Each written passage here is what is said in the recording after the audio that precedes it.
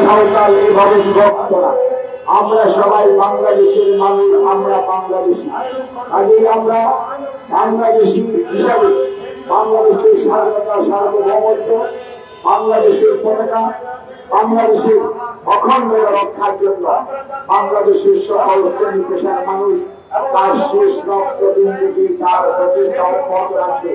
যেরকম ভাবে পাকিস্তান হায়নাদের বিরুদ্ধে বাংলাদেশের মানুষ শহীদ জিয়ার ডাকে সশস্ত্র সংগ্রামে মুক্তিযুদ্ধে অংশগ্রহণ করেছিল, ঠিক একইভাবে আজকে বাংলাদেশের স্বাধীনতা নিয়ে সার্বভৌমত্ব যারা ষড়যন্ত্র করার চেষ্টা করছেন বিজয়ের এই মাসে তাদের মনে রাখতে হবে এই বাঙালি কিন্তু সে বাঙালি যে বাঙালি কোনদিন পরাভব মানে নাই।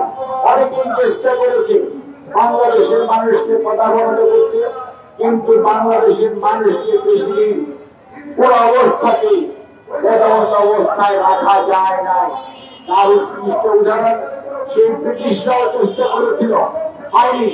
অনেক স্বৈরাচারের দেশে আসছে গেছে, কিন্তু স্বৈরাচার কিভাবে চলে গেছে সেটি দেখেছে। কাজেই মনে রাখতে হবে, আমরা খেলায় যখন কাটাতারে ঝুলছিল তখন আমরা কোন প্রতিবাদ দেখি নাই। আজকে যারা মায়া কান্না করছেন অনেকে সেই সমস্ত মানুষগুলোর বিরুদ্ধে কাছে কষ্ট রাখতে চাই। খেলায় যখন মারা কাটাতারে ঝুলে এবং আমার ভাইয়েরা যখন পরে নৃশংসভাবে খুন হয় বিএসএফ এর হাতে, তখন কোন প্রতিবাদ দেখি না। আর আমাদের এখানে কোনো কথা নাই, বাক্য নাই।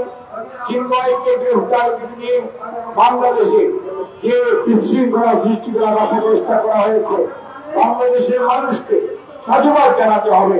রাজবাড়িতে সাম্প্রদায়িক সম্প্রীতি নষ্ট করার চেষ্টা করা হয়েছিল, কিন্তু বাংলাদেশের মানুষ সেই ষড়যন্ত্রে পা দেয়নি। একইভাবে চট্টগ্রামের আদালতে সাইফুল ইসলাম আলিমকে নৃশংসভাবে হত্যা করার পরেও বাংলাদেশের মানুষ কোন ধরনের উস্কানিতে পা দেয় নাই। কারণ বাংলাদেশের ইতিহাস সাক্ষ্য দেয় এই জনপদের মানুষ অসাম্প্রদায়িক। এই জনপদের মানুষ সাম্প্রদায়িকতা বিশ্বাস করে না এবং প্রতি ধর্মের প্রতি প্রত্যেকটা মানুষের যথাযথ সম্মান রয়েছে। কাজেই কোনো অবস্থাতে যারা আমাদেরকে বিশৃঙ্খলার দিকে ঠেলে দিতে চায় তাদের মনে রাখা উচিত বাংলাদেশের মানুষ নিজের ভালো নিজের খুবই ভালো বোঝে। বাংলাদেশের মানুষ কোন অবস্থাতেই অন্যের প্ররোচনায় অথবা কোন অডিও ভিডিওর মাধ্যমে সত্যিকার অর্থে বাংলাদেশের মানুষকে বিপদগামী করা যাবে না। সেটি উৎকৃষ্ট উদাহরণ গত আজকে প্রায়